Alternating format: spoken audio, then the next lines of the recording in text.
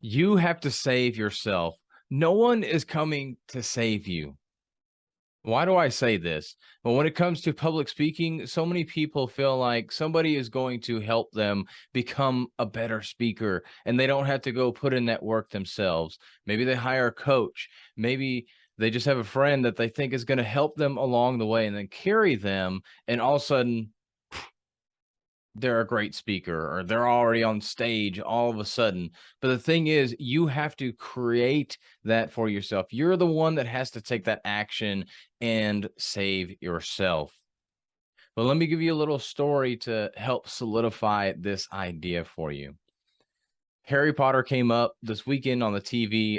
Did not watch it, but I've watched in the past. So for those of you that have watched Harry Potter and the Prisoner of Azkaban, there's one scene in there where Harry Potter and Sirius, they're running away from the Dementors. If you don't know, Sirius had escaped from jail, and these Dementors basically they suck the soul or the life out of you essentially whenever they get close to you, and they're supposed to guard prisoners, all the stuff. Not going to go in those details. That's not the important part of the scene. But the scene is where Harry and Sirius, they're trying to run away from the Dementors, and they get to this lake, and the Dementors are surrounded them. There's thousands of them. There's hundreds or thousands or how many of them, whatever. They're all surrounding them, and they're trying to fight them off. And they're casting spells one after the other, and they finally just get overwhelmed by the Dementors. They just keep coming in and attacking, and finally they fall to the ground. And you see their face gets wiped away, and they're slowly taking their life, their soul away from them. And Harry, right before he faints, he sees across the pond this big white glow, and a deer comes out, and all the Dementors start to go away, and then he passes out. And of course, later they show where he's safe and everything. But then we fast forward further into the movie. Now Harry has this time machine. He's able to go back in time, and he's trying to fix some of the things that happened because there were some things that they needed to try and take care of. And so him, Hermione, and Ron were all going back in time and doing all these different tasks.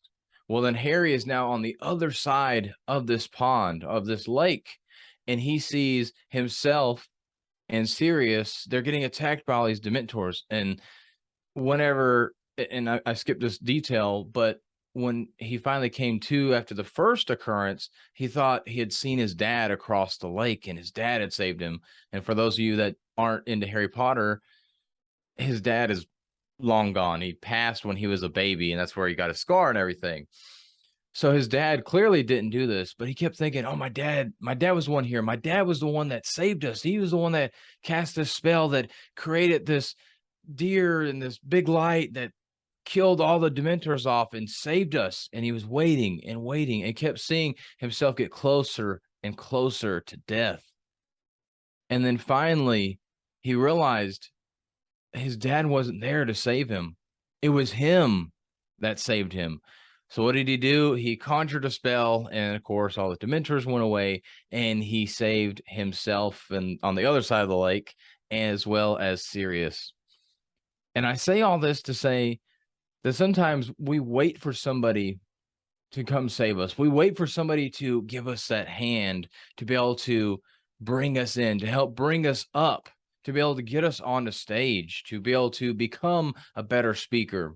And while there are people there to be able to help you along the way, at the end of the day, it's about you creating that help for yourself. It's about you taking the action and saving yourself. It's about you taking the action and creating what it is that you want in life. It doesn't have to just be speaking, but obviously this is a speaking podcast, so that's why I specifically say that. But for anything for you in life, you have to save yourself. You have to go figure it out for yourself. People can help you, but they can only help you if you're willing to help yourself.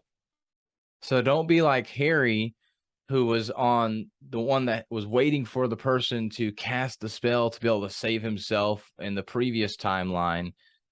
Be the Harry that stood up to the plate, that cast the spell to be able to save his old self, his other timeline self. Is it's the same thing for us. When we're in the moment, we think that nobody's here to save us. And that's what we're thinking about. Like, man, I wish somebody could be here to save me.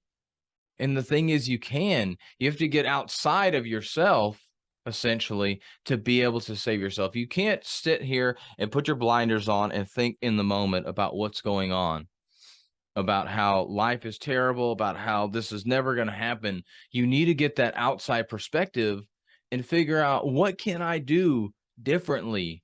What is something that's outside of my lane right here that I can do differently to help me be able to get there on stage?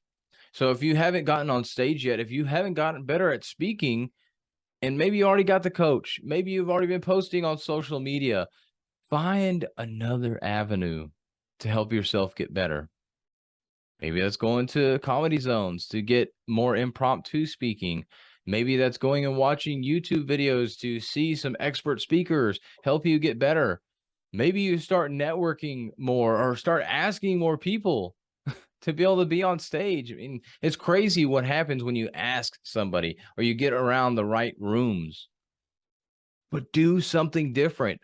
Save yourself. If you aren't willing to put in some action and try something different, it's the definition of insanity. You're doing the same thing over and over again and expecting a different result.